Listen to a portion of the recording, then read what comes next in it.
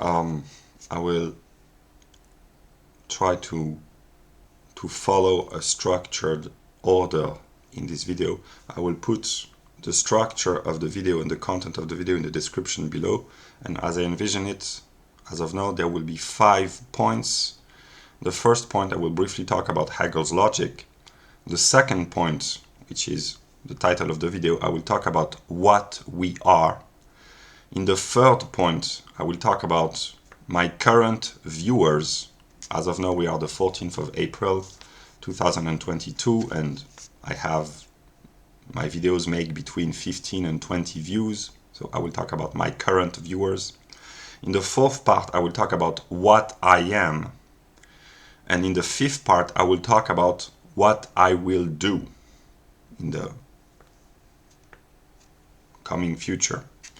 And the parts that might interest you best are probably the second part, what we are, and the fifth part, what I will do. And I recommend that you should watch at least these 2 parts. But now I begin. I was struggling to sleep. I read Hegel's Wissenschaft der Logik. And I am understanding more and more about the book. And an idea that I have understood is that throughout his work, Hegel's talk about God or spirit or reason or being becoming conscious of itself, but the limit of Hegel's work, if I might say, and the idea that Hegel's work might be limited is a very good Hegelian joke, I guess. But the limit of Hegel, sometimes my speculative jokes are so comical that hopefully someday someone will acknowledge that speculative philosophy can be highly comical. So the limit of Hegel's work is that in Hegel's work, Hegel talks about God, spirit, reason, whatever.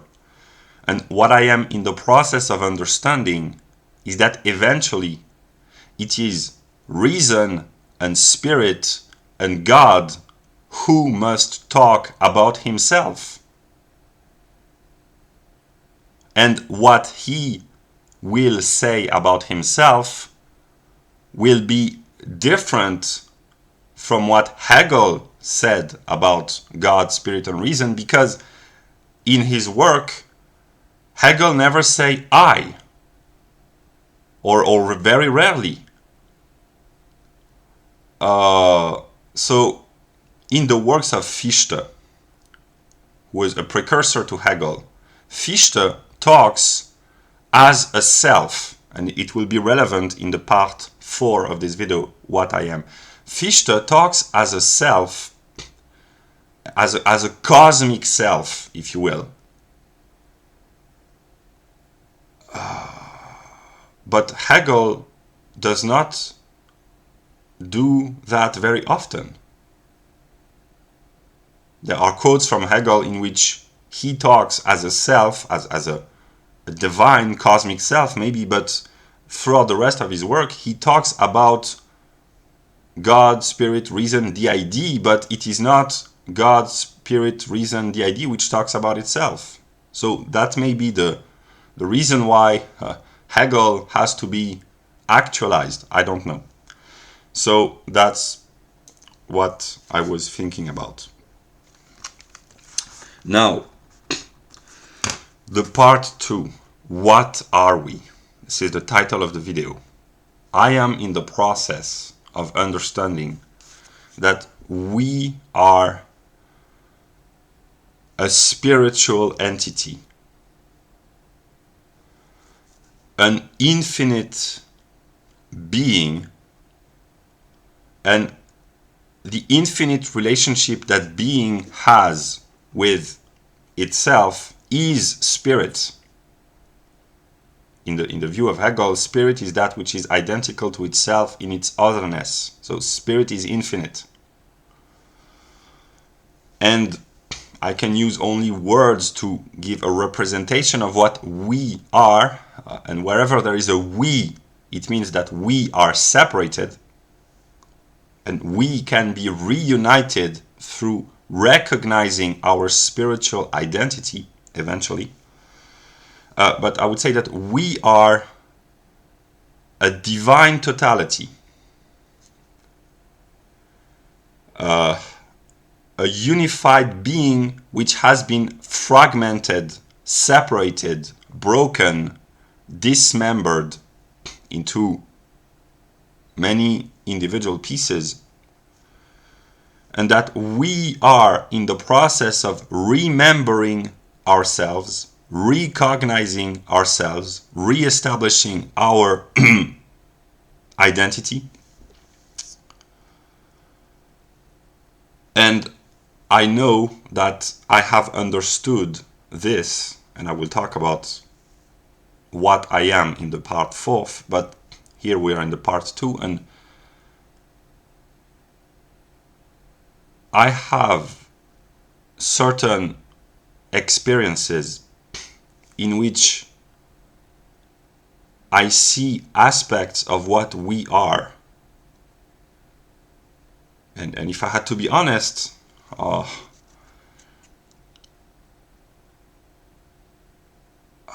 there are views of being that I have which are sublime. There's no other word. It's a feeling of the sublime.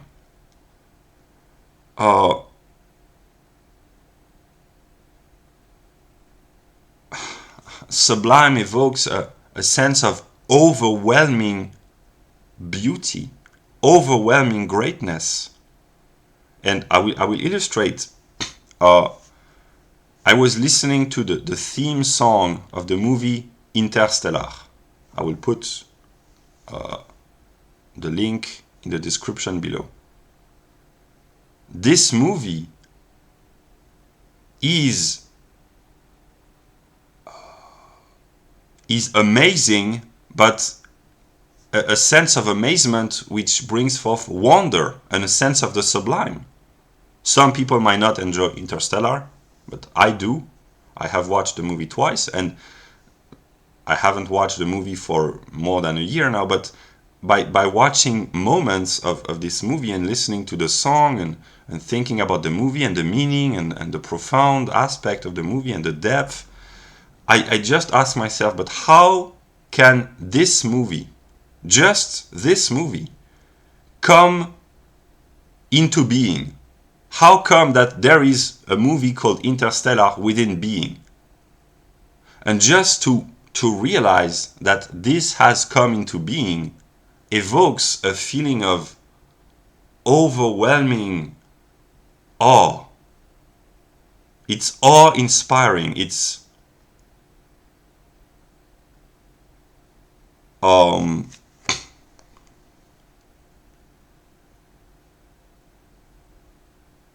I will put a link to a song by Ellie Goulding, which evokes the kind of feeling that I have when I have these elevated thoughts. It's Love Me Like You Do. And she says, you brought a world to life. And if I had to speak as of now, speak as a we brought a world to life. I could say that we are the consciousness of being. I realized, I don't know when, but that Hegel says that God is being. And if we say God is being, at first it seems very disappointing, because God is a pen, God is a book, God is a wall, God is a window. That's not satisfying. So the first view of God as being is some sort of what I call stupid pantheism. People who say, oh, everything is God. But if you say that, it's almost as if you were an atheist.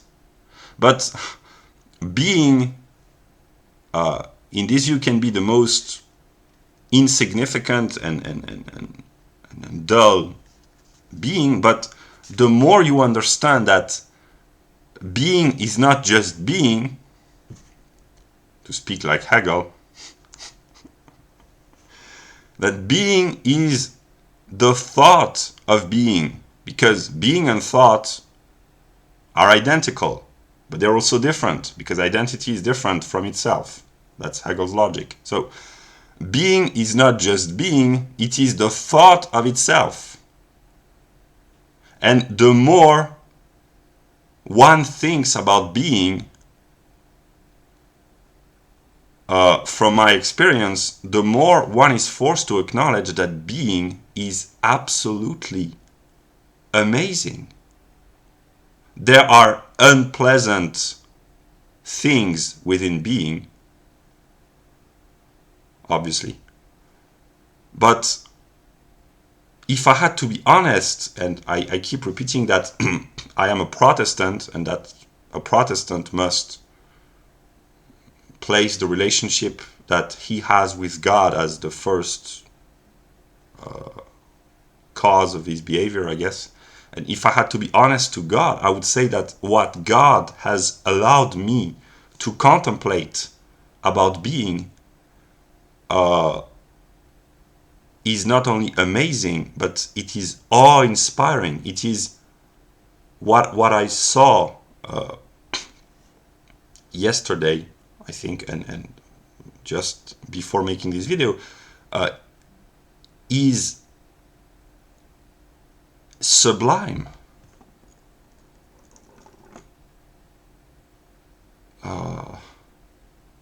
It's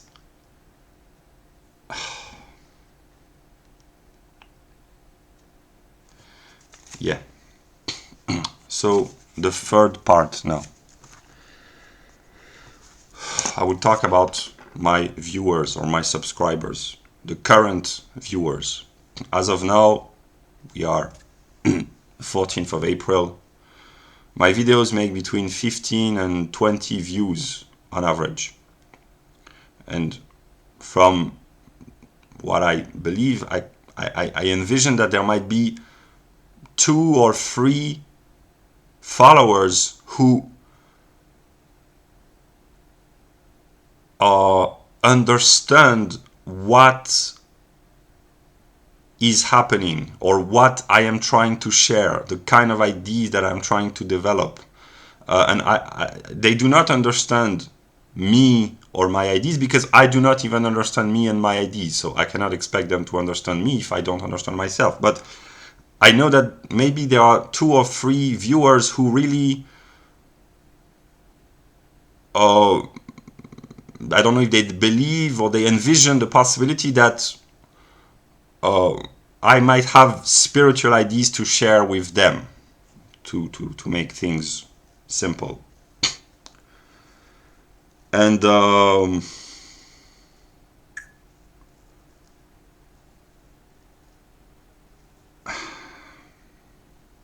these viewers, I would like to say, I don't know what you expect me to be. But I am in the process of discovering what I am. And I cannot tell you what I am other than by doing videos about what I think, what I experience, what I believe, and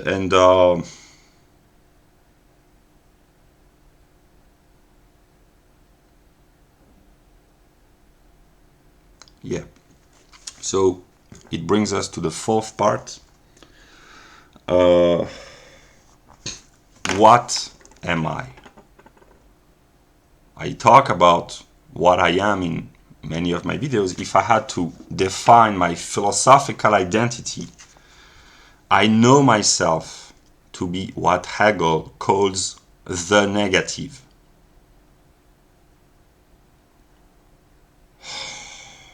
And the negative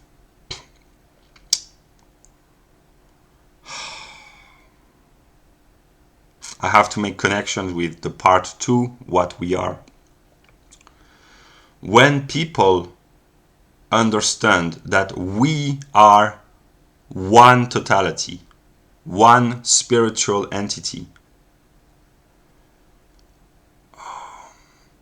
they will wonder, but why do we experience ourselves as separated if we are one? How this separation, this disintegration, this fragmentation, if we are one, why have we become many, so to speak? And when it happens in the distant future, they will look at me as a part of what we are, and they will recognize that I, as an individual, am the cause of the separation, the disruption, the fragmentation, the breaking apart. And as of now, what I'm saying is unintelligible, because people do not know that we were one, but to say that we were one in the past, that's not a proper way. But people throughout the world experience loss, lack, a feeling of helplessness, a feeling of suffering, an experience of suffering, of being in the world and suffering. And everyone suffers to a higher or lower degree, but even those who have a good life, they have their moments in which they question themselves about the hardships of existence. And one day, in the distant future, as relating to today when I'm publishing this video,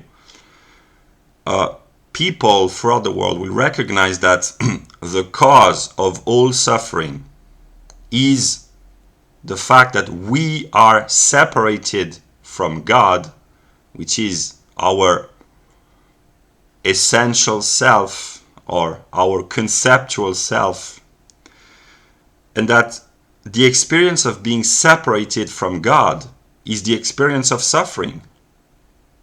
And when people understand this, they will look at me and recognize me as being the cause of the separation.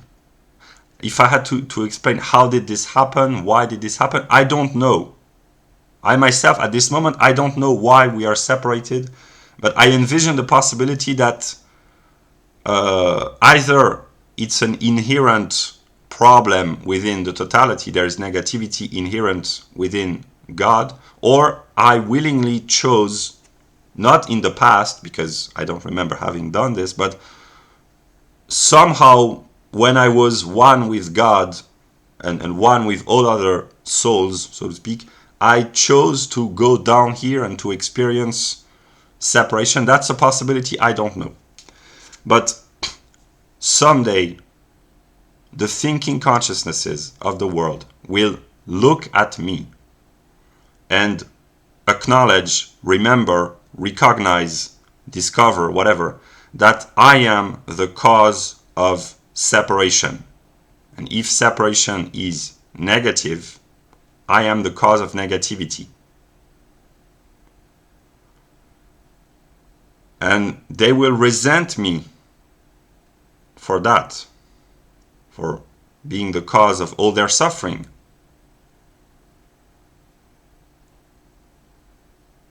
And I will be in a difficult position.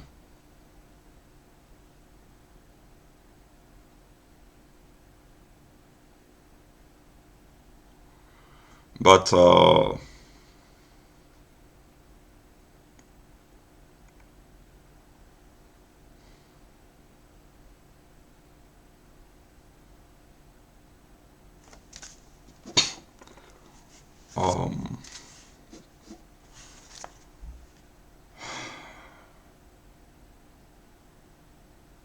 Yeah.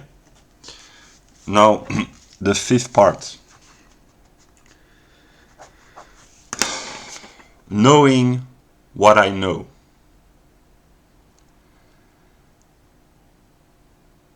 I know that I have negativity within me,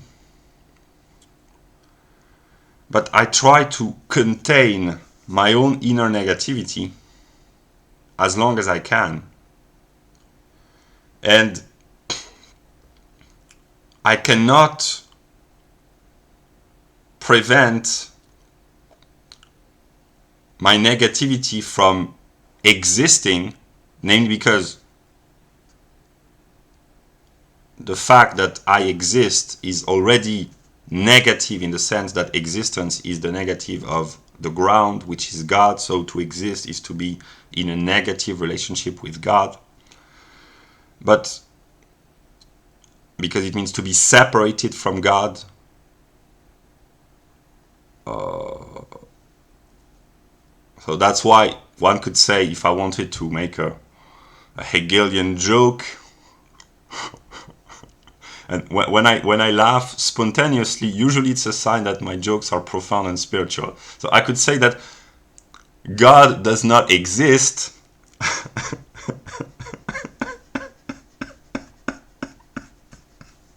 because existence is to be separated from God. So the real God does not exist because he's beyond existence, because he is absolute spirit.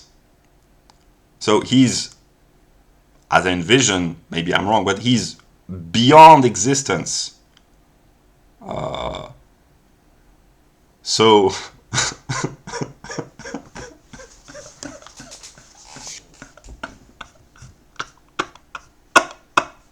to say that God does not exist is the most comical joke ever.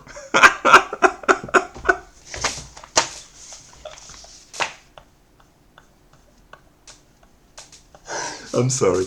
I'm sorry. I'm sorry.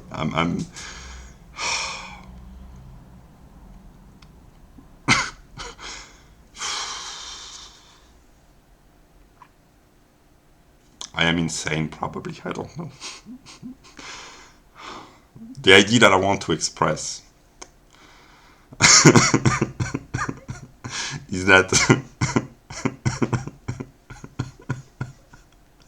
the idea that I want to express is that existence, whatever exists, not, here we have to be serious about Hegel's logic. There's a difference between Dasein, which is what the English call existence in their translation of the science of logic, and existence, which is a more determinate determination.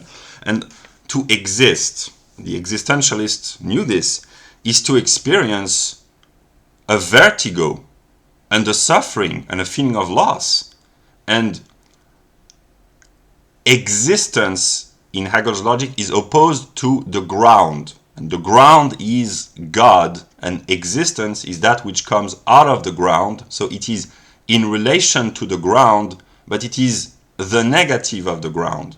So that's why existence is difficult, and it implies suffering, because if we were one with God, we would not suffer. And we suffer because we are alienated from God. And in this sense, my existence is negative because it is separated from God.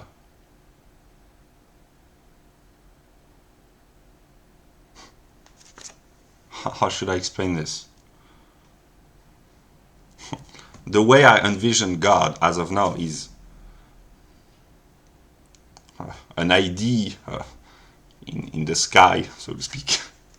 And when I have these moments of laughter or feelings of love, I know that it is God as an idea who gives me these positive emotions and feelings. And that's why I said in a previous video that I cannot believe that God has negativity within him. I can only believe that negativity, namely sadness, depression, anxiety, anger, pain, suffering, resentment, cannot come from God, but from the negative of God. So it can only come from myself. And I know that I have these negative emotions within me. And I am afraid of my own negativity and my own darkness, so to speak. But yeah.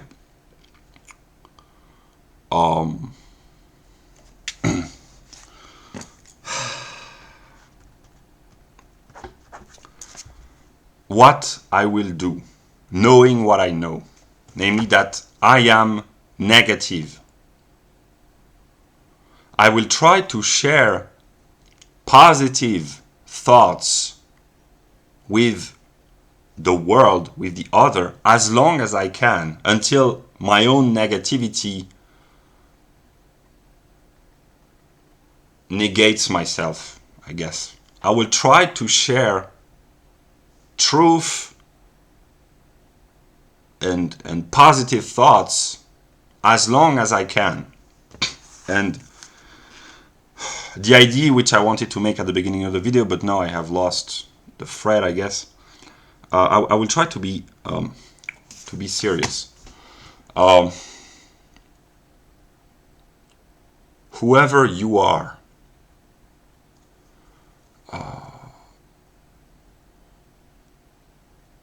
if you have the belief or the feeling or the intuition or the knowledge, I don't know, I don't think it's a knowledge, but the belief that what I have to say is important. And if you have been following all the parts of the video until now, if you believe that I have a message to share, an important message,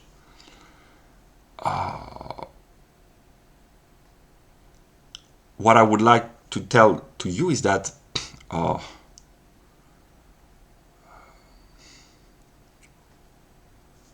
if you watch this video, you have an internet connection, and we are living an age where the entire wealth of human knowledge is made available on the internet. You can find videos about science, mathematics, history, politics, all topics. And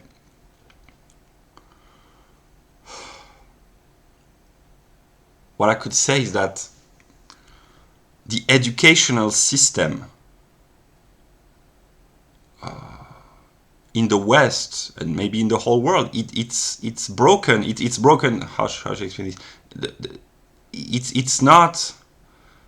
It is not fulfilling its purpose. But then I will talk as a Hegelian. Precisely, it is fulfilling its purpose because it is proving that we don't need the educational system. The educational system in the Western world is the proof that it needs to be abolished. So I know that Stephen Molyneux made videos a couple of years ago or a few years ago where he said you shouldn't go to college. But college is the self-development of thought on the internet. If you have an internet connection, you don't need to go to college. And I will talk like in the movie Fight Club. We are working jobs we hate to buy shit we don't need. If you believe that I have something important to say, I would say to you, if you believe that you have a shitty job who serves no purpose, and if you feel a higher calling in life, and if you have the possibility of quitting your job, not to smoke weed and to drink alcohol all day, but if you have a calling in life, if you believe that you are made by God or by the universe or whatever, to do something in life, to be creative, to do something meaningful, then my piece of advice would be do this. And I don't know if there is a self-regulating process of morality, but how should I explain? My piece of advice would be try to reduce your dependence upon the material world. Buy local foods, go to the local businesses and the local craftsmen. If you have a garden, grow your own food. Maybe you are already doing this, but try to stimulate the local economic life of your neighborhood or your town or your city or your country. This is what the leftist, ecologically minded people want. Try to reduce your ecological imprint upon the world. It will not be enough to prevent the ecological degradation, but try to reduce, try to become an ecologically leftist person. And I share a lot of ideas in my videos, and right-wing ideas. Not only, but I will share right-wing ideas. But I must acknowledge that the ecologically minded leftists are true. And I try to reconcile both viewpoints and try to become less dependent upon the material world and to become more focused toward the spiritual world. Because if you believe that what I have to say is meaningful and important, I am telling you, our nature, our innermost nature is spiritual.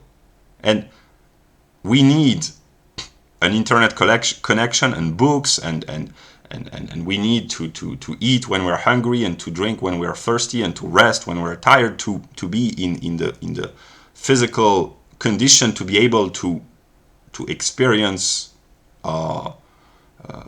spiritual knowledge at this moment. But my piece of advice would be, keep your material needs to the minimum. You can enjoy the pleasures of life, and you should, but try to limit your dependence upon the world, and try to elevate yourself spiritually by, like I said, the whole wealth of mankind, of knowledge, is made available on the internet for those who are privileged enough, I guess, to have a connection to the internet. And you can become educated in any topic. And if you're not interested in knowledge, you can become a craftsman if you want to dream. If you dream of building your own cabin in the woods. I had a book about a cabin in the woods, but I will never build my own cabin. But maybe you will, because maybe you can. I will make videos as long as I can about the relationship between men and women.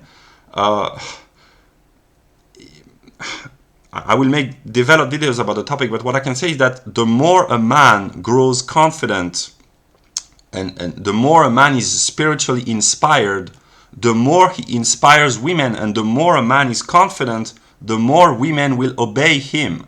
And I will try to share spiritual confidence with my viewers, and if you feel spiritually confident, you will feel the will to care about the women around you, and they will enjoy being cared for by your own confident spiritual self. And my piece of advice is that women should be removed from the workforce unless they really feel the calling of participating, like nurses or teachers, or the women who feel that they have creativity to bring in the world. But the women who believe that they have a more fulfilling role to play by serving their spiritually inspired man, and it is the decision of the man eventually. But if you are a confident and spiritually awakened man, you will radiate confidence upon the women around you, and they will admire you, and they will obey you, and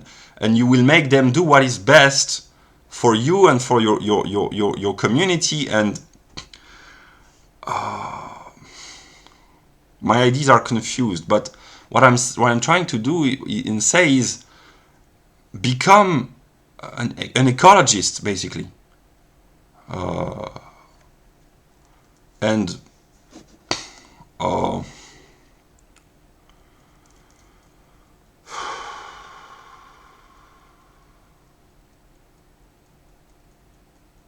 yeah, the libertarians and the Marxists share this idea of a self-organizing community of workers. The libertarians are right-wing, the Marxists are left-wing. so to speak. But ideally, they both want to transcend the left and the right, and to realize and to establish a community of free interacting workers. But what I'm trying to say is that what are you waiting for? In a sense that it is not the state which will tell you, okay, now you can self-organize. No, it must come from the bottom up. It must be the workers, whether they are Marxist or libertarians, but eventually they must become free workers and mutually, reciprocally self-organizing communities. They must decide, we don't need the state anymore. We will organize our own communities. And it's very difficult because the state is everywhere. And if you decide not to pay your taxes, you're going to have problems. But try to limit your dependence upon the state. And eventually, the more people do that, namely restricting their cooperation with the state, and self-organizing and working as free, dedicated, cooperating workers, the state will abolish itself, because it will realize that it is not necessary anymore, that it doesn't need to exist. And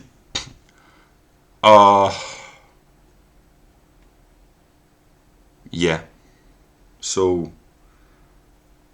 these are the kind of positive ideas that I want to share, and you can only check for yourself if they resonate as being true.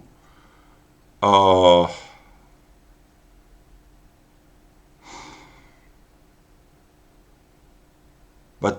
to summarize, at this moment, if you feel that you have a bullshit job, and if you don't need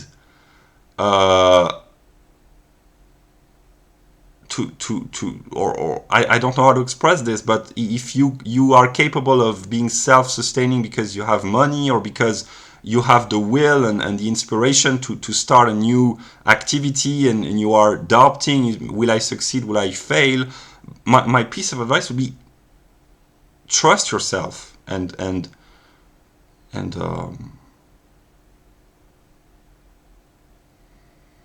yeah.